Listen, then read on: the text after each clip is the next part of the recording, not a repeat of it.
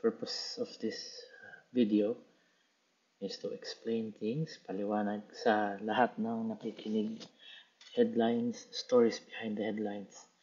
Walang bias, walang, well, a little opinion, pero only just to explain things better. So, thank you to my friends who decide to listen, and thank you for those who might want to share. Eventually, we'll have a few more, siguro interviews in the future. Ask certain people about what they think, and just to make things clearer, to explain to everybody. This week, ano ba nangyari? Kahapon, SONA. So, maraming tanong dyan. Ako din, I have a lot of questions.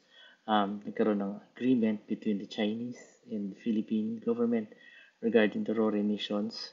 So, ano yun? Admittedly, meron akong nabalitaan, but not everything can be said. So, just to explain things better, there will be another second recording after this.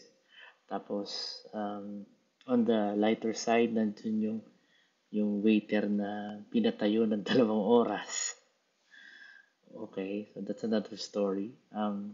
Also, the weather is very bad. So, kahit kami sa office namin, nag-work from home kami lahat kahapon because of Karina, the typhoon. So, not much to say about that. It's a typhoon. No? We have that every year. So, yan. Recap, and then everything that will come our way soon enough, we will discuss. So, unti-unti, sa umpisa mild, eventually it gets a little spicy, then we try to reel it back to mild para hindi masyadong maging biased, so to speak. I did have a radio show before with PTV4, Radyo Pilipinas. I was there on radio for about from 2017 to 2022. And previous to that, I was with DWIZ, yung mag-internet tayo with the late Juned Sonido from 2014 to 2016. Pansin nyo, nagkakaroon ng break pag nagpapalit ng administrasyon. So, yan. Hopefully, we don't have to rely on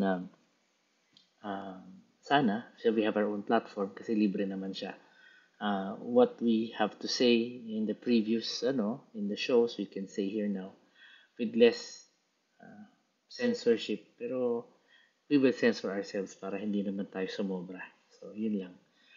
It's been a great 2 minutes, 45 seconds so far. So, thank you very much and see you again soon.